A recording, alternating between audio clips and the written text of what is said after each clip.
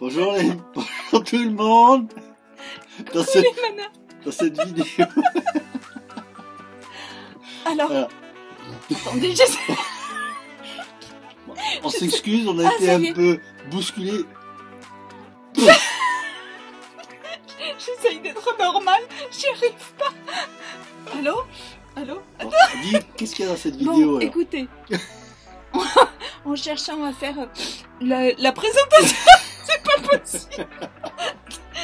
Bon, je me regarde pas. J'ai trouvé une nouvelle fonctionnalité sur mon Mac. Donc je voulais faire la présentation et on s'est dit que ce serait original de vous faire rire dès l'entrée de notre vidéo. Dans cette vidéo, on a Brasilia.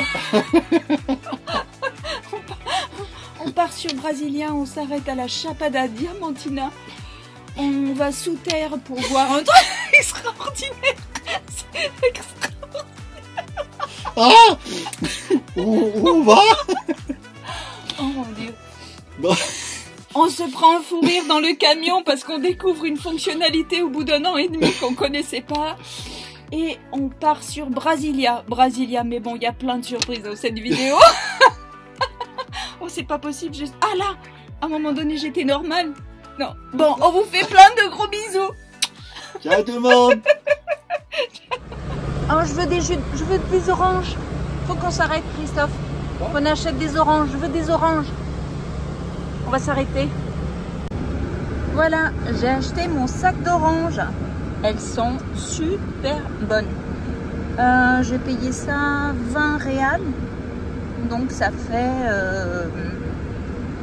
pas grand chose. Allez, on a quitté Salvador de Bahia. On se dirige vers les terres à l'intérieur du pays. On va voir la Chapada Diamantina. Donc on change de décor. Il n'y a pas beaucoup de pistes finalement ici. Tout a été goudronné. Hein. Pas pour l'instant de ce qu'on voit. Après, à mon avis, au nord, il y en a un peu plus.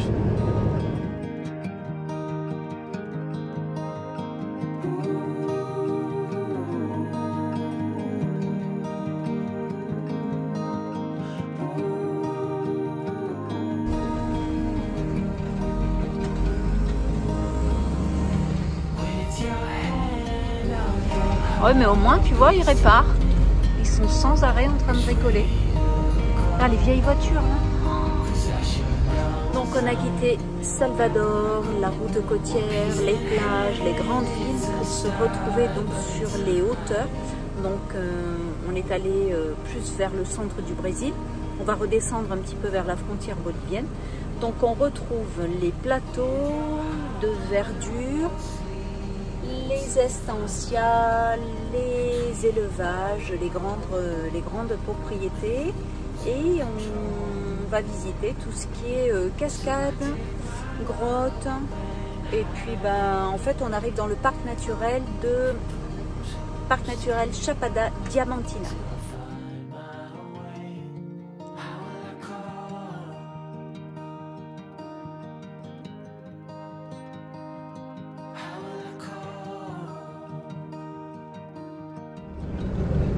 École municipale, le poste médical, le terrain de foot en construction, en rénovation. C'est les habitants qui sont contents d'avoir un lieu touristique. Ah oui.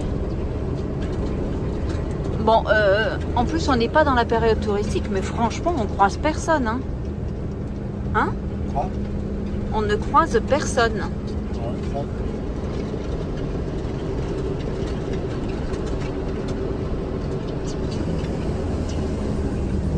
Regardez ça, les cultures, les clôtures en bout de bois. Hein. Tu crois qu'ils vont reprendre? C'était au Costa Rica, quand on avait fait le Costa Rica, on était resté étonné par les clôtures qui étaient faites avec des rondins de bois. Donc je reprends, ça faisait des clôtures d'arbres parce que les bouts de bois reprenaient quoi.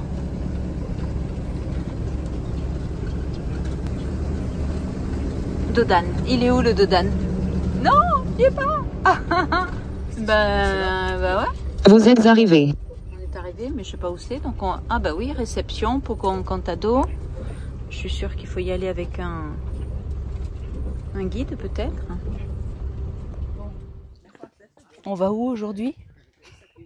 On dirait des têtes de d'œuf.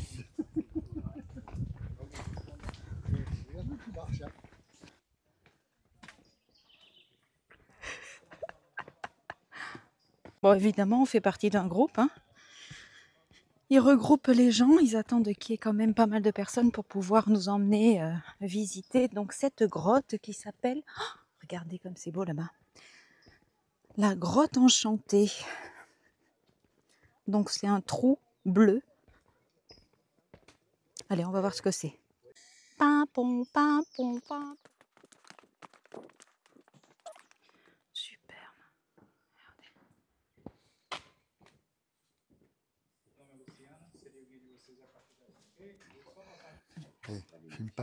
Ne filmez pas mes baskets.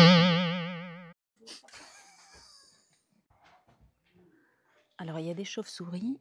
Je ne sais pas si je vais apprécier quand même là-dedans, de rentrer là-dedans.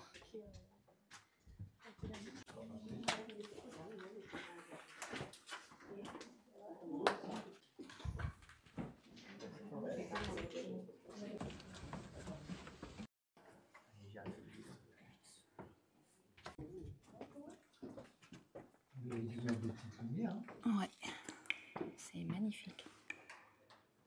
Bon, c'est une grotte, hein. Une caverne, on va dire. Non, c'est une grotte. Une grotte.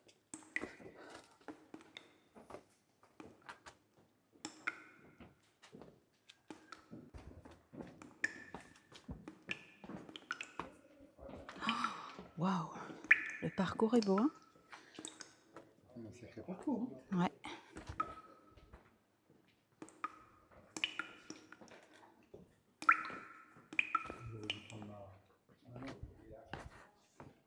Je pensais que tu l'avais pris.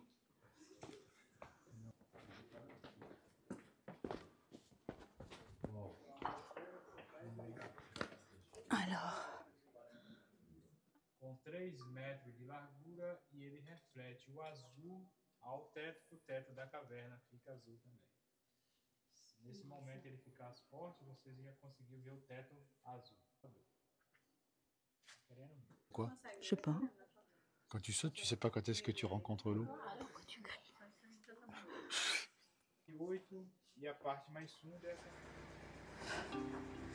Bon, c'était le Pozo Encantado.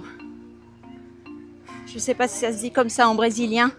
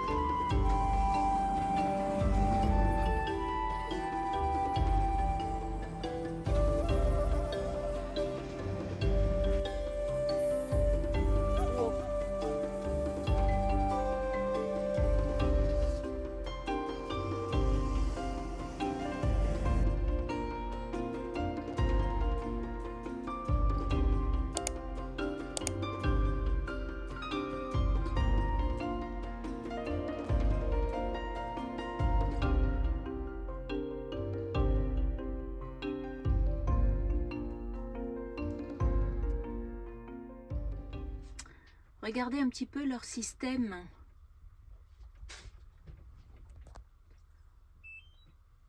Donc c'est accroché juste par deux câbles là. Et c'est le courant qui les emporte. Bon, autant vous dire que Manatruck ne montera pas là-dessus.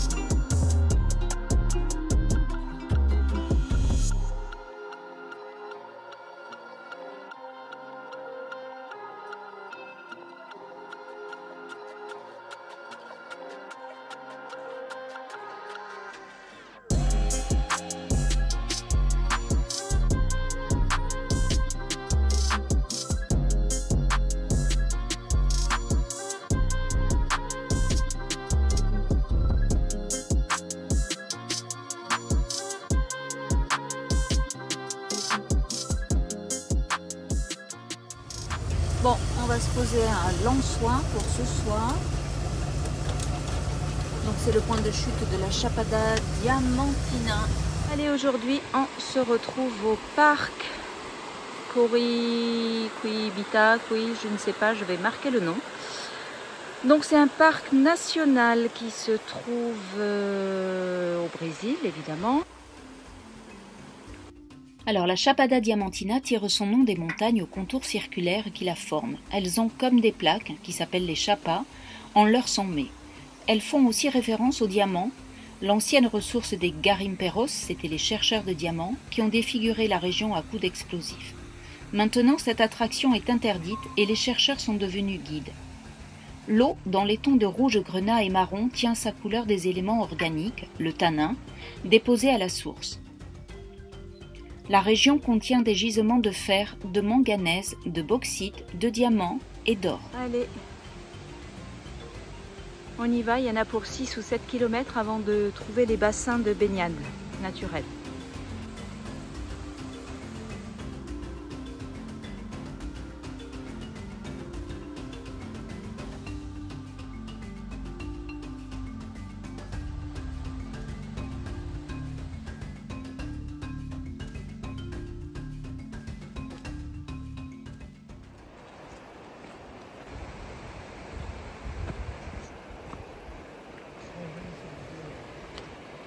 La ville de Lançois est à 410 km de Salvador. Son architecture, héritage de l'époque, ses rues pavées et ses infrastructures touristiques en font une base privilégiée pour arpenter cette zone diamantifère.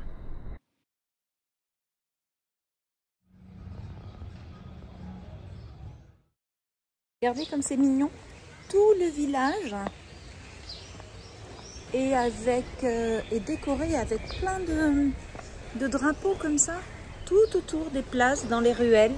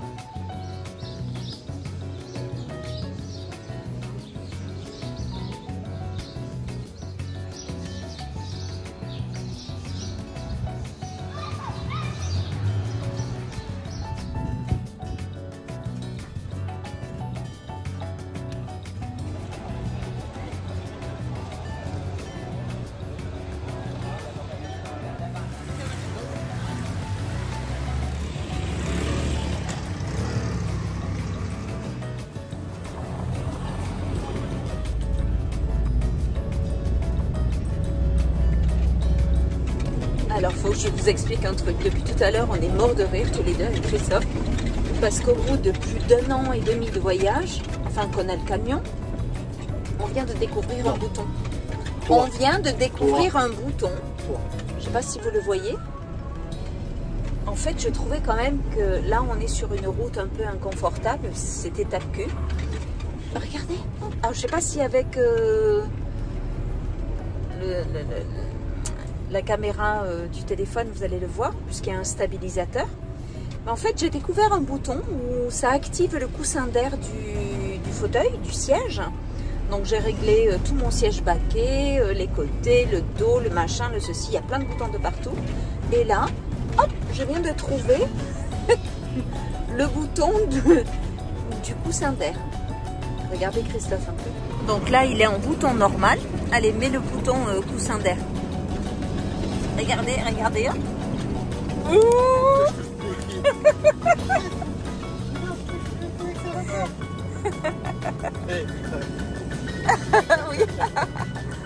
Regarde. Redescends, redescends. Et puis on voit bien l'amortisseur du siège. Mais c'est génial quoi. En fait, il y en a 2 boutons. Un quoi pour monter et un pour la souplesse. Tout petit. Oui, mais il y a plein de boutons. Moi, j'en ai un peu plus que toi, je crois. On est un tout petit en avant. Ding, ding. Mais je sais pas parce que sur mon téléphone j'ai un stabilisateur, donc je me demande si on va bien voir. Mais enfin voilà, donc ça fait quand même une petite demi-heure qu'on est mort de rire, surtout lui aussi parce qu'il me voit en train de faire ouh, ouh. Donc on rigole bien là-dessus. Vous voyez, il faut pas grand-chose, hein. Juste un siège avec coussin d'air et c'est bon.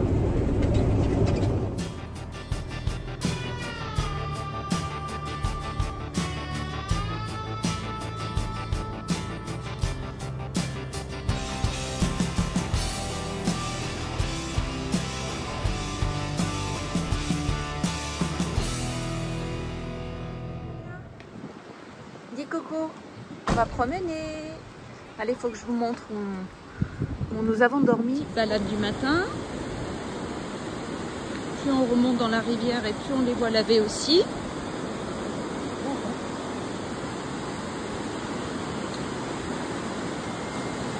Il doit y avoir une tradition ici. C'est que... Ouais, bah voilà, devant Christophe, on voit les dames qui font leur linge. Donc il y a des petites marches au niveau des abords de la rive là.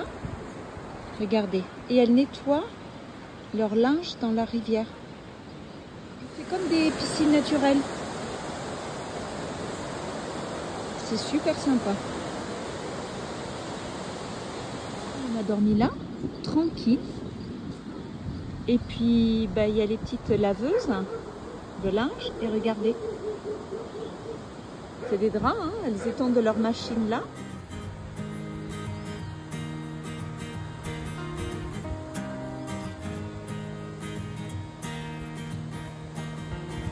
Another week, another day, another hour since you went away, and so cliche you didn't say goodbye. I've been waiting for so long, still debating what went wrong.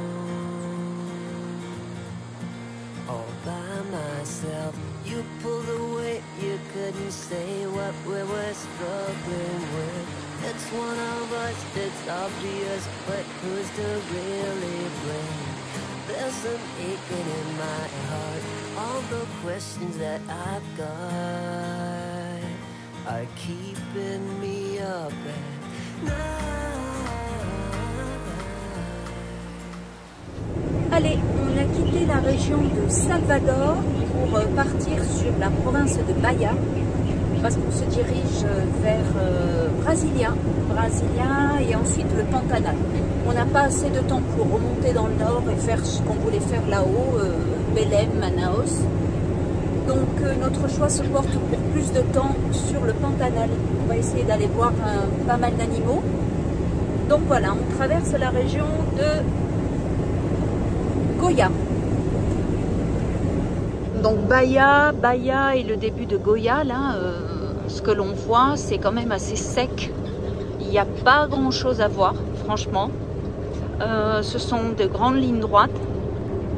Regardez jusqu'où elle va. Là-haut, là-haut, là-haut. Ça nous rappelle un peu la Patagonie. Et toi, mon doudou, qu'est-ce que tu as à dire? Qu'est-ce que tu veux savoir? On a fait combien de kilomètres depuis le départ? Depuis la frontière du Paraguay? Je dirais 5000. 5000 km, il nous reste à peu près 1500 km pour le Pantanal. Et après, il nous restera encore 600 ou 700 km pour sortir du Brésil et aller en Bolivie. Voilà. Tout ça en un mois et demi. Ça va le faire. Non, ça va pas le faire. Mais oui, ça va le faire.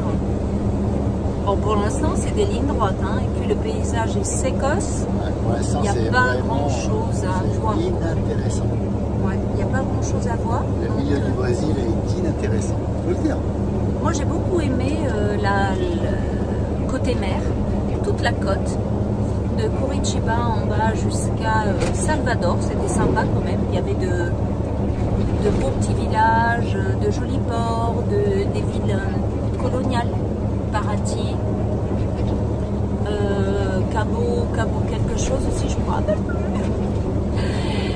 c'était très sympa. Après l'intérieur là du Brésil, c'est tellement grand, beaucoup d'élevage, beaucoup de cultures. Là, on vient de traverser des cultures de coton,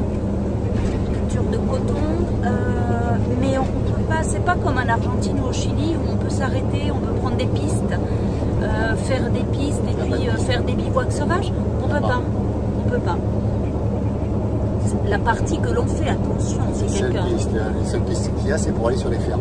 Voilà, c'est pour les fermes, mais en général, il y a des clôtures et des barrières et des portails en bois. Les entrées d'Estancia. Au Pantanal, je crois qu'il y a plus de pistes. On va voir. Alors ici, au Brésil, sur tous les bords de route, enfin, beaucoup des routes que l'on a fait, ils mettaient le feu sur les côtés. Donc on se pose la question, est-ce que c'est pour régénérer, est-ce que... je sais pas. Ils brûlent énormément.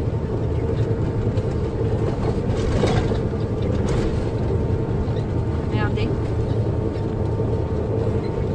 Donc est-ce que c'est pour régénérer la terre? Est-ce que c'est le côté pratique? Est-ce que c'est pour les bêtes? Je sais pas, je comprends pas. Mais ça s'étend pas plus loin, ça s'étend, c'est juste sur les côtés des routes.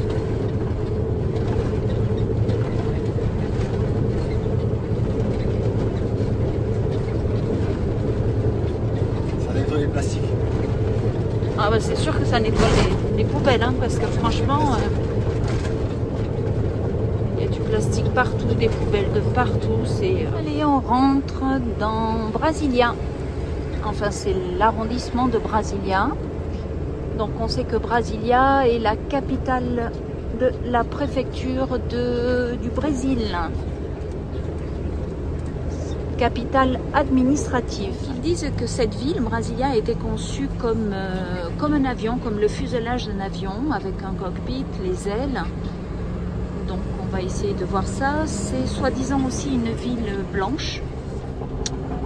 Donc c'est parti, on cherche le camping pour l'instant et puis on fera comme dans les grandes villes, on procédera avec les Uber en laissant Lola et Manatruck tranquillos. Sa population, plus de 3 millions d'habitants et on est en altitude, en altitude, on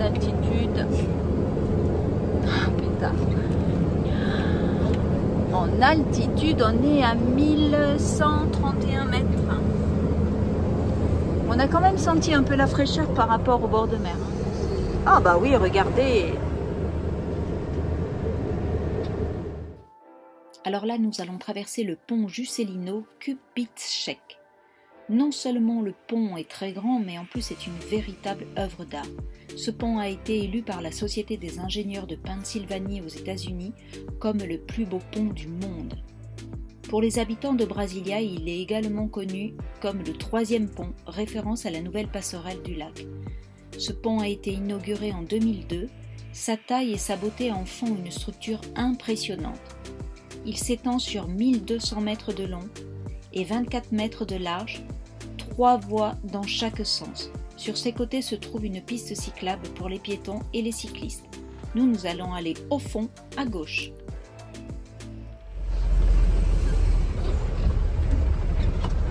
Vous êtes arrivé.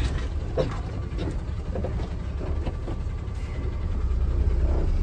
êtes à côté des balles de tennis ou en dessous? Peut-être ici, je préfère. Hein? Je préfère ici, là. Plutôt, ouais, le toc-toc toute la journée, non. Là, on est peut-être pas mal. Viens voir.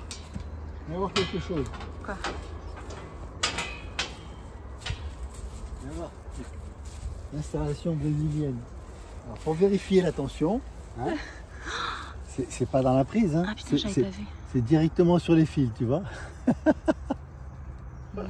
Voilà, 230. C'est bien, hein? C'est vachement sécurisé. Hein? Mais attends. Ah oui, elles sont toutes comme ça. Ouais, ouais. Non, non, elles sont toutes comme ça. Regardez. Là. Donc, regarde les fils là. Un gamin qui touche ça. C'est dangereux quand même, non? Ah bah, il reste sec, hein, le pauvre. Hein? Attention à la tête. Ils ont l'air de s'en fiche. De s'en fiche. Ils s'en foutent.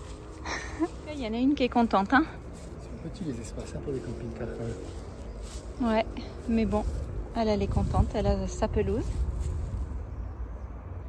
C'est mieux que la terre, le sable ou qu'est-ce qu'on a eu et ou la boue. Oh, mon Dieu. Tous les piquants. Par contre, elle a plein de petits piquants dans les poils déjà. Bon, on va se servir à boire. Hein. Regardez, ça va, il n'y a personne à côté de nous là. Tranquillou.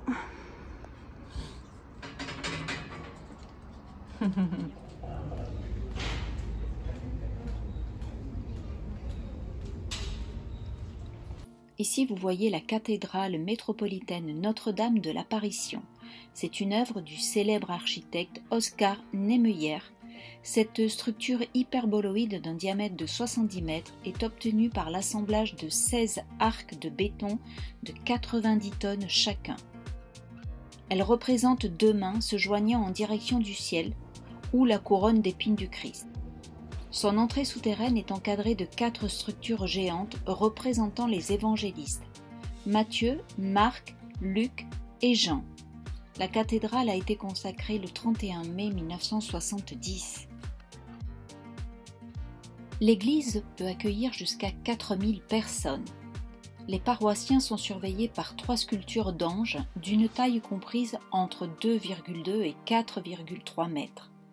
Conçues par les sculpteurs brésiliens Alfredo Cecchiati et Dante Croce, elles sont suspendues au-dessus de la nef de la cathédrale.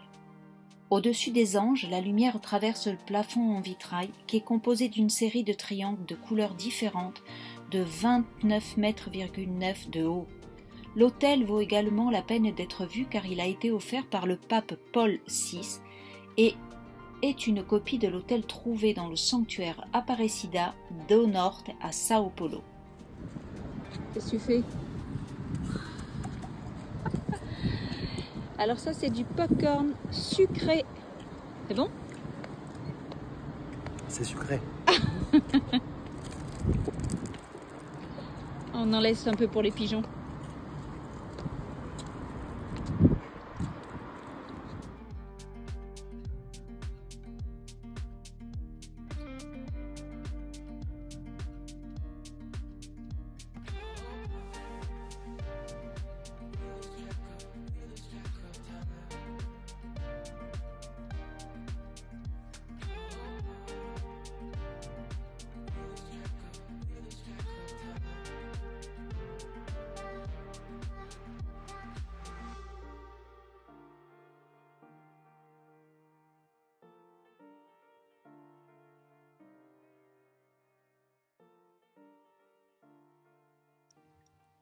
Allez, j'espère que vous aurez apprécié cette vidéo. N'oubliez pas, la semaine prochaine, nouvelle vidéo, on se dirige vers le Mato Grosso. Je vous montre comment on fait pour exploser un pneu. Et on prend la direction du Pantanal, le célèbre Pantanal, les ponts complètement cassés. Les jaguars, les caïmans, une nature et une végétation extraordinaire. Donc n'oubliez pas, on vous retrouve dans la prochaine vidéo, la semaine prochaine. Ciao, ciao!